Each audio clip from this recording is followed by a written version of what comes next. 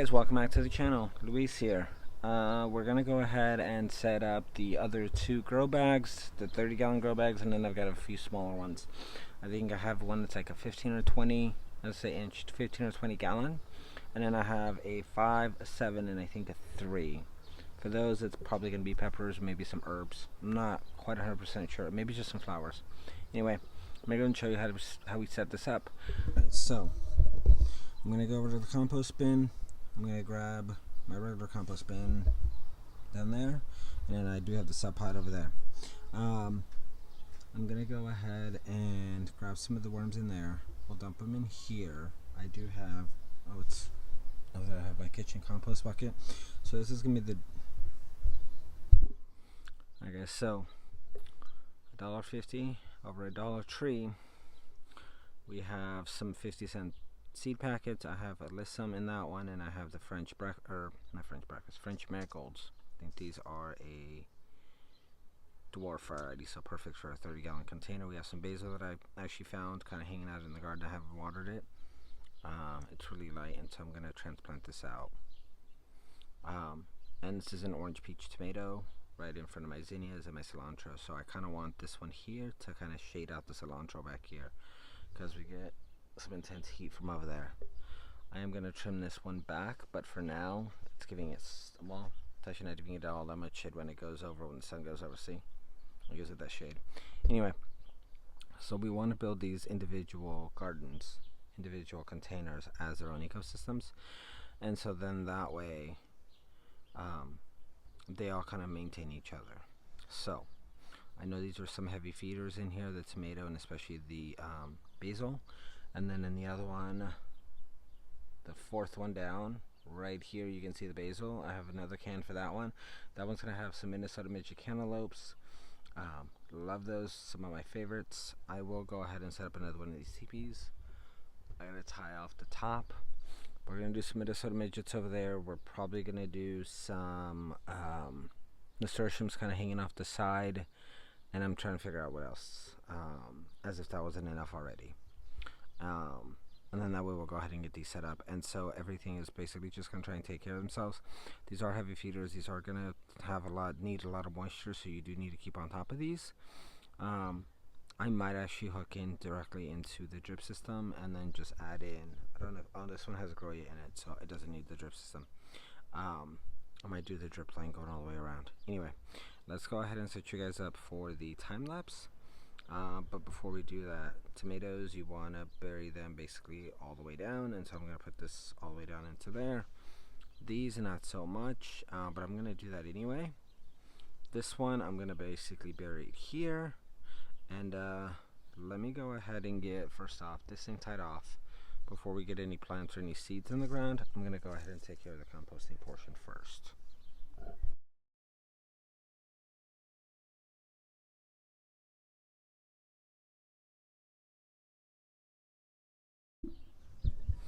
Alright, so I buried it. I just have to take out some soil over here. So I am going to backfill the sides here. And I want to, there's a nice gap here between the basket and here, let's do that and that. You want the worms to be able to get from out of here into here. And so that's what that's going to take. So now I'm backfilling it up here. Yes, I googled, and yes, I did some research, YouTube University and all. The only thing that I don't know that I'm gonna have is honestly just the top, which I'm gonna try and see if I can find something here, maybe a saucer or just another container upside down of some sorts, but that's really gonna be it. So go ahead and grab the stuff, the worms themselves, and see what we got, and see if we can't go ahead and get this done quickly.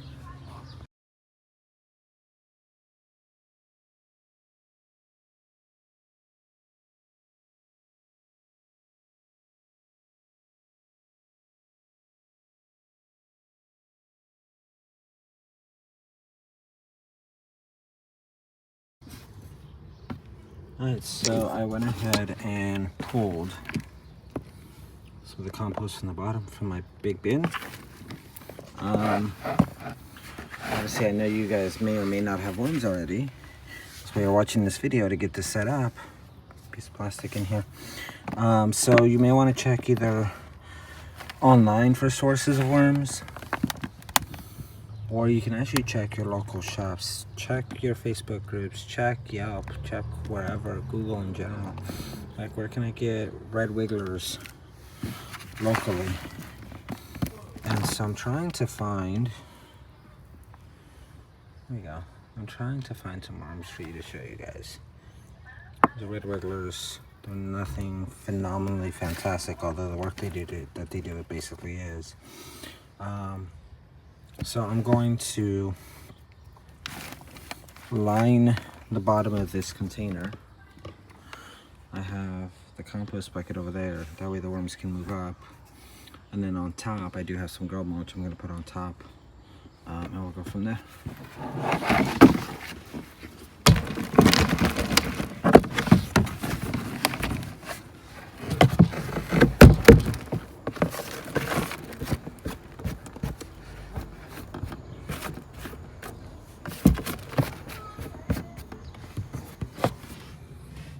Yeah, I think that's better.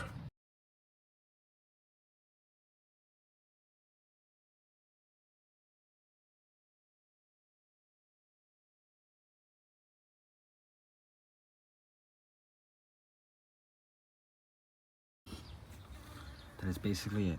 The only other thing I would do to this is water it. I still do have more. So I have another bin over there to do. I'm probably not going to use all that for that, but I do have the set pot and I have the rubber composter. So for now,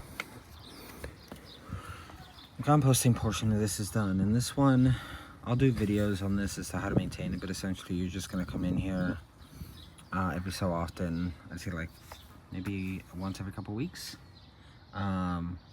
Just to kind of turn it, just to see how it's going. You want to make sure the stuff is broken down.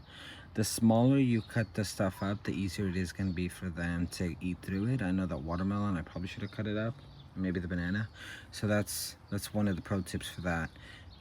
As you're, creating the scraps or cooking or whatever, chop up the stuff real fine, drop it in there, it'll go by faster. That's a definite pro tip for you there. So now with that out of the way, because I don't want to plant everything else and then have to go back and do all that. That is set up. So now I'm going to plant the tomato. Let me see where I can set you guys up.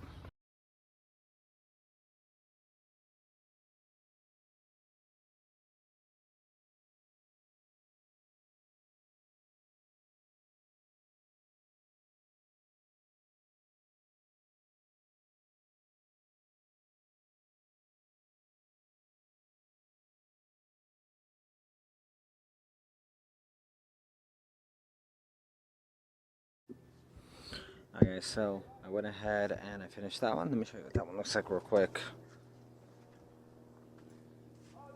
So we got the compost bucket, all the compost in there.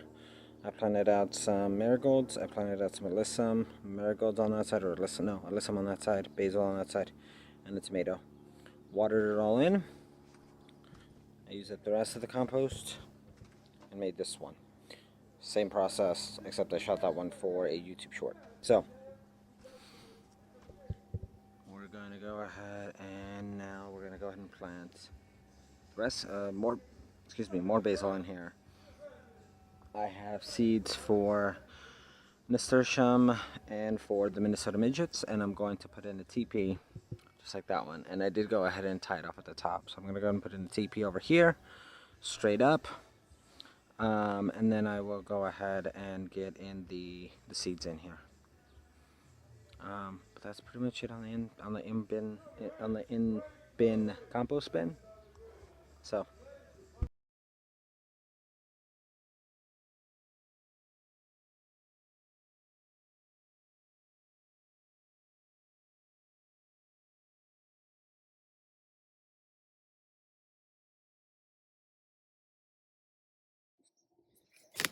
alright guys, that's it. Basil, alyssum in the back. I put in 4 Minnesota Midget cantaloupe seeds here. I don't know that I'm going to keep them all. Oh, I was going to put in, it says daikon, but this is actually nasturtiums. Maybe I should put these in.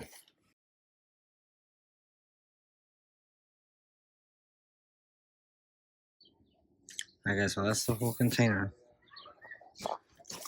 I just put in, I forgot, I put nasturtiums all the way around. We have the basil. We went ahead and seeded I went ahead and put in 4 seeds of the Minnesota Midget Cantaloupes.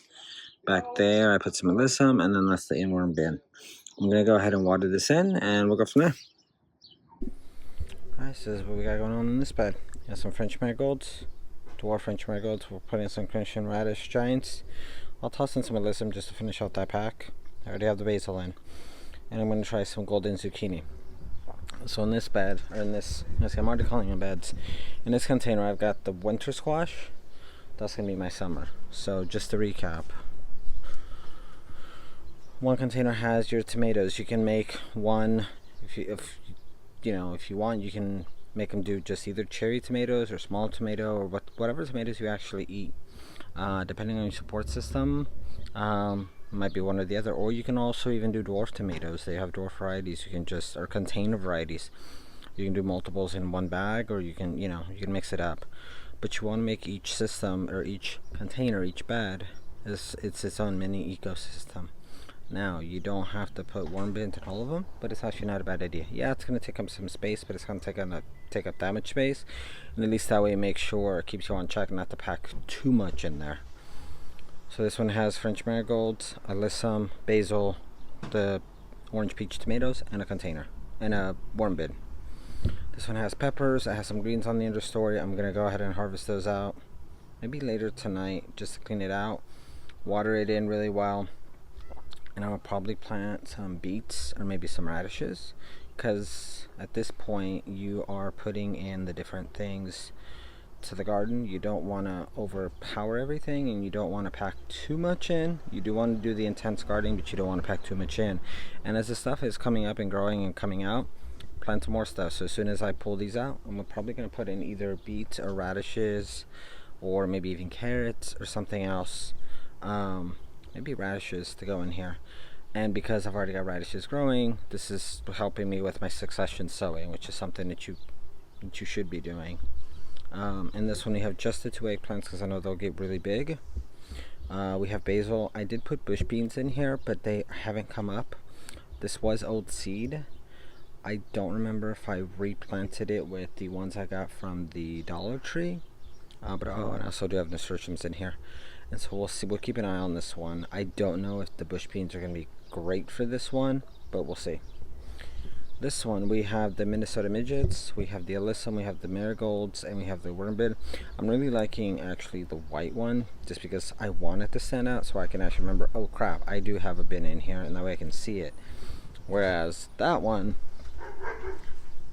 well, for one, it's not full all the way, so that one I can see easier that way. I like this one this way just because I can see it better. This is a ton of grains. I'm going to probably harvest some of these too, just to give the peppers some room. And as I harvest, that should be one of your rules, and I think I'll need to apply that myself a little more this year. As you pull stuff out, you should be planting more stuff. And so we've got our tomatoes, we've got peppers, we've got eggplants, we've got melons, we've got greens mixed into a few of these. We have our winter squash, we have radishes, we have beets, we have nasturtiums.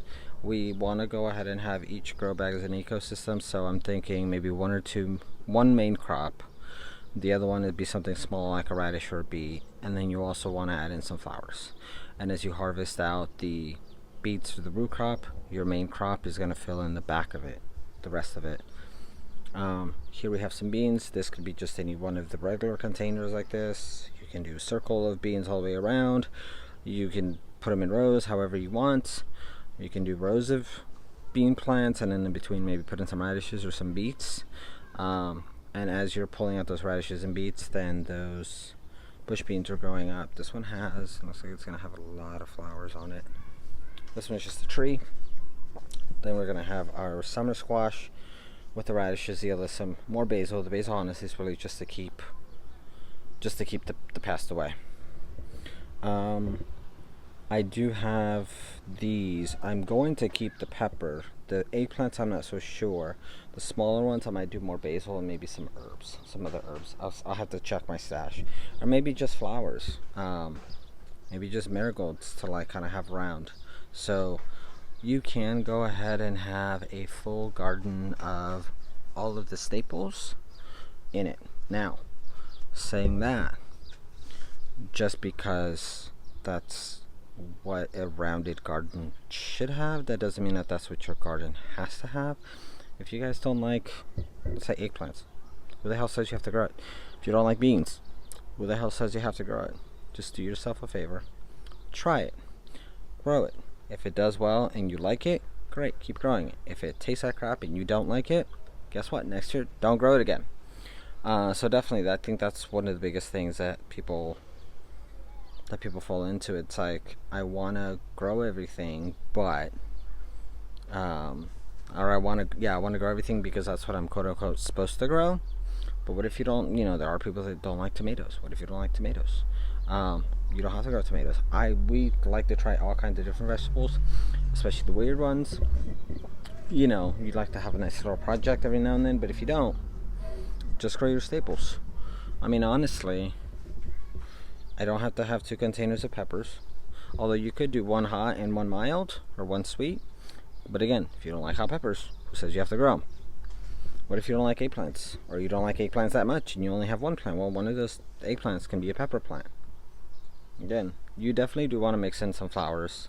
I will say that, like on this one over here, we got cilantro and we got zinnias, and the zinnias are ready to pop. There we go. So you want to have a nice mix of stuff, but keep that mix to what you actually grow, or to what you actually eat. If you don't like certain things, don't grow them. And I have more of these cages, and I'm realizing now I may or may not actually need them. I put them in, but I want to try different things that I want to see. I know the peppers, I know the Minnesota Midget cantaloupes and the tomatoes are probably going to want the bigger stakes, and these are the thicker ones. Whereas the honey boat, I can probably get away with doing the same thing, but I want to try it on that because I like the fact that it's square and it can just, kind of hang all over. But once those radishes come out, depending on how big those squash are, I may or may not plant something else in there. Anyway, I'm rambling. So let me go ahead and get these other planted. I'll go ahead and water them in, and I'll bring you out to finish it out, and I'll let you know how that went. Alright, so just to finish out this video, because my battery is at 20% on my phone, I put in the summer squash, the golden zucchini, basil, alyssum, and I think some radishes or some, no, yeah, that was it. This one went straight with radishes in the middle, or no, French marigolds in the middle, radishes on the side. This is just the 1 pepper plant. The last 2 in my bin over here, I have literally put zinnia flowers, and they had kind of spilled, and so I took them out. I had to separate them out from the beans. The beans had also spilled, the contender bush beans or provider bush beans. They had spilled. Took out all the beans, put them back in the container, in their envelope, because I got one of the big ones from Botanical Interest. Anyway, so I had all these zinnia seeds, and so I basically just kind of sprinkled them all up in there. And so worst case scenario, I'm gonna have to prick them out and just pull them out individually. I'll leave some in there, but then the good thing is that I can spread them out into the rest of the garden if I need to, or I can take them into the plot, or I can put them over here. But they can deal with the heat, and so I might take them to the plot. But anyway,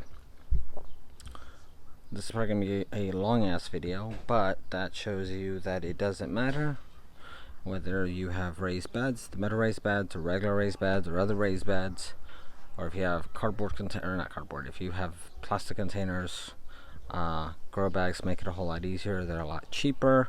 Yeah, they're gonna break down, but if you're living in a rental, or if you're living in a space where it's temporary, it's gonna be easier to get rid of them, or it helps you bring in soil. Anyway, that's going to be it for this one. I'm going to go ahead and, of course, I will keep the series going. If there's something you guys want to see specifically on this series, or any on the channel at all, please let me know. I'm just doing how I see fit, or how I think it should work.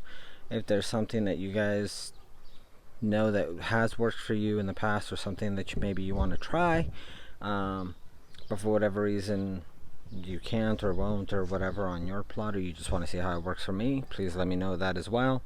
Or if there's something that, it's like, hey, what do you think of this product or that product on this or that grow bag or whatever, then let me know and I'll see what I can do. But that's going to be it for this episode. Thank you guys for hanging out with me. Go ahead and hit the bell notification, the subscribe button, the thumbs up. Questions, comments, concerns, constructive criticism, please go ahead and leave them in the comments below. And stay tuned. I will keep updating on the garden in general, but also on these guys. Oh, and definitely on these. I'm really liking the white on that. I know it might be a distraction, but with everything growing around it, I think it should be okay. I did put nasturtiums all around this side, so that might kind of be an issue. So we'll see how it does. We'll see how the nasturtiums cooperate or don't cooperate. We'll go from there. But yeah, you can grow pretty much anything in grow bags. The one thing that I was going to try this year, if some of those Luther Burbank corn seeds had come up, I was actually going to try and grow corn in these. But I have actually grown blue jade corn in tubs like this. So it can be done. It's just how dense and whether or not it's actually worth it for you. Maybe try some smaller varieties. Just like any of these things, you can try small varieties, container varieties. I believe over on the Epic Gardening website or the Botanical Interest site, same company, Kevin owns both. You can go ahead and look up container varieties, and I think most websites now are realizing that, hey, maybe we should have varieties for home gardeners or small space gardeners. So anyway, I will catch you guys later. Peace.